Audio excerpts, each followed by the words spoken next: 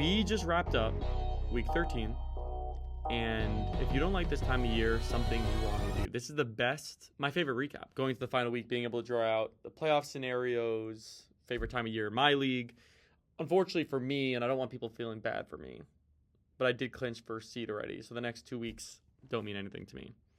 If you want to send flowers in the mail, I'll accept it, but I'll be strong, and I'll make it through it. No, but I do love doing well nowadays, mainly because I could act like I know what I'm talking about when I do recaps. That's really the main goal. Because I know in the playoffs it's so much luck and the best team never wins. So I'm excited to get upset by an absolute disastrous team when Isaac Arendo gets 83 points against me. But now we look at your league and we discuss what happened. What's the playoff picture looking like going into the final week?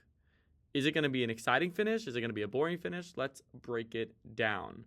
So we were having a little bit of a game for potentially the bye. It was most likely a game that's going to decide a bye. It's not definitive, but El Grenas does beat Chef Cesario 136-98, and this was obviously another big win. El Grenas having a nice little surge here. Jonathan Taylor finally gives him a good game, 20.8 points, despite not good wide receiver play from his top two guys in his dynamic wide receiver group of Cooper Kupp, CeeDee Lamb, and Nico Collins.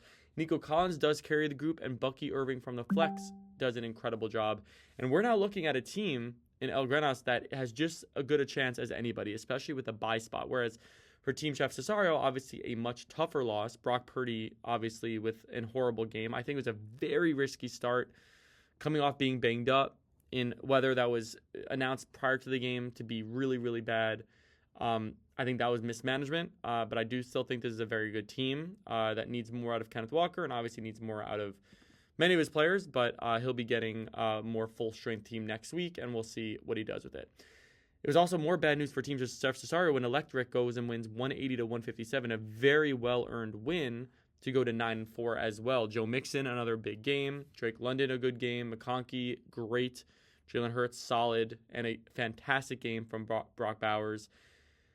Man, just one of those things that there's a few teams in this league that are really starting to stand out, and Electric's one of them. Pain Train could not afford a loss here, and they do get a loss. We'll talk about the playoff picture after, but 157, you deserve more. You get Jaden Daniels having a huge game. Rico Dowdle gives you a huge game. You get good games from Derrick Henry, T. Higgins, Tyreek on a very lucky touchdown. Tank Dell lets you down a little bit, but you can't blame yourself. Do not blame yourself, Pain Train. You did everything you could. Untouchable is at this point playing for pride. Does get a win. Massive week, 187-123, giving a loss to a Crucifier team that could not afford the loss. For Untouchables, we won't go too deep into it. Just know Chase Brown has been an incredible asset, and since Zach Moss went down, Kyron's been super strong. Terry McLaurin, obviously, all season super strong. Mike Evans is back and proving that he is wide receiver one territory. And then Trey McBride, potentially the best tight end in fantasy at this point. You do lose McCaffrey, but this team isn't too worried about moving forward. The season's obviously over. Crucifier needed this win. It's as simple as that. And you know what? You put up 123, and you could look in the mirror and say we could have done more. You did play a very good team, so you can't really blame yourself for too many specific things. And it's not like your whole team did bad. It's just no one really had a breakout performance. And same thing on the bench. Like, no one had a breakout performance. So you can't blame Crucifier here. It's just one of those seasons that you just didn't have enough firepower. But again, we will discuss the playoff scenarios right after this. Banditos gets a win, going to 7-6. Massive win to secure a playoff spot. 190 we should round up to 157. El Professor also did all they could, but again, it might not end up being too consequential of a loss for him. 157 points, very strong. Joe Burrow having an amazing season still. Bijan, fantastic week. HN continues to be good. DJ Moore continues to be good. Brian Thomas has a nice breakout game. If Trevor Lawrence is healthy, Brian Thomas seems like a good option, but you'll need to wait till Trevor Lawrence gets back. This is a good team going to playoffs. Both good teams going to the playoffs. I'm not amazed by anyone. Courtland Sutton continues to have a great run. If he could continue that, this team in Banditos is, Lamar Jackson, quarterback, obviously top. Josh Jacobs, Dave Montgomery, a great running back group with Najee Harris as well. Then you got Amon-Ra, Courtland Sutton, and MVS as wide receivers, as you were a team that I would consider not to have a super strong wide receiver group. But if MVS keeps getting touchdowns and Sutton continues to be great, anything could happen. I also love Njoku, obviously. So both these teams, not the same level as those top teams, but definitely good enough where you can compete in the playoffs. You just need a little bit of luck. We had a consequential game when Dustin the Wind fell to we went with Jared. We went with Jared, goes to 5-8 to stave off elimination, technically. And I shouldn't even say technically. We're gonna break down the playoff. They're outside looking in, but they stay alive with a massive win, 170-80. Dustin the Wind trying to get that playoff spot, that final playoff spot, just completely laid an egg, and it was all the way around. Hubbard, you have to be nervous about with Brooks now being involved. Baker had Mike Evans back, but didn't have a good fantasy game. It was a pretty weak lineup that he had to put out this week, and obviously Kittle in the weather didn't do so great. This is a weaker team. I don't know. It's a weaker team. When we look at all those other playoff teams, this is the odd man out. This is the potential fraud team right now in the playoff picture. Whereas we went with Jared looking a lot better. I mean, Stevenson's been consistently average. Brian Robinson looks like a good running back. Josh Allen, obviously the best quarterback in fantasy potentially. Your Justin Jefferson, Devontae Adams, Puka wide receiver group obviously super strong. Travis Kelce super strong. I don't know where there are many flaws with this team. I mean, that's where you look at a 5-8 team that probably deserves to be in.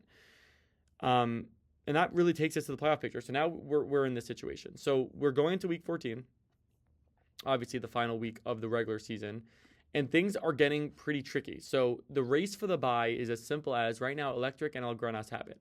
But the point total for Chef Cesario, first of all, most points in the league. So kind of unlucky with the win-loss. But if Chef Cesario could get a win against Electric, it's as simple as the bias is, because he's going to get it over Electric.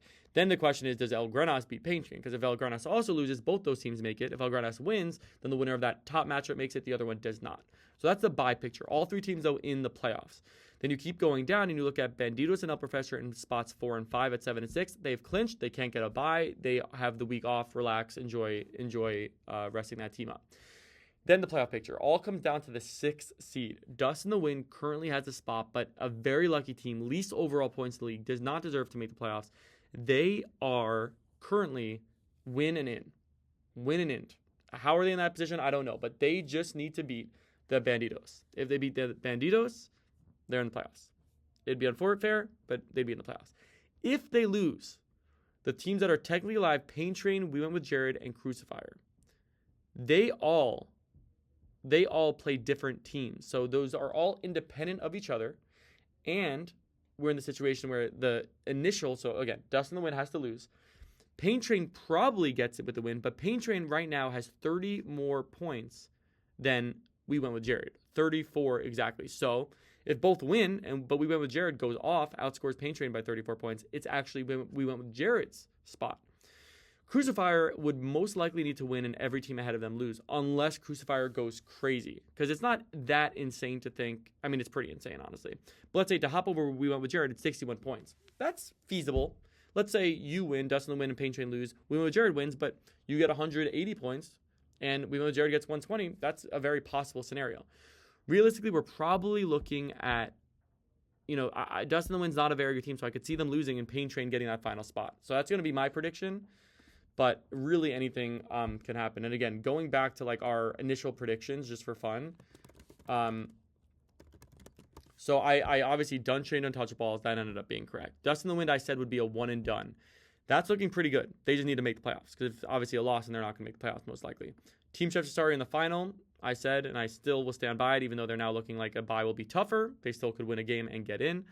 Banditos, I said I like the team. They're not done yet. They went on a run. They're already obviously in the playoffs. So I like all these. Team we went with Jared, I said could squeeze in the playoff. Still could happen. Obviously not my prediction anymore. I said Crucifier could also squeeze in the playoffs with better running backs. That one's looking tougher. El Professor, I said will make the playoffs, but I don't believe we'll make it all. I still stand by that. So I'm standing by almost all of this. The question is, does it happen? All my eggs have still been in. I'm going to keep it in the Team Chef Cesario bucket, even though I don't know if it's the strongest team, although they do have the highest overall points, so I'm happy I made that call. But is it the strongest team? We're about to find out. Very exciting week. The game of the week. Man, there's so many games of the week. I'm not going to give it to the bye. I got to give it to a playoff-defining matchup. I'm going to give it to Banditos against Dustin the Wind. And Dustin the Wind projected to win by 17 right now. I think Banditos finds a way to win that game.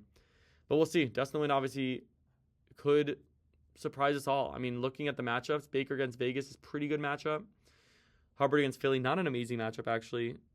Ooh, you know what? I don't love these matchups. I'm gonna stick with it. I think Banditos finds a way to win.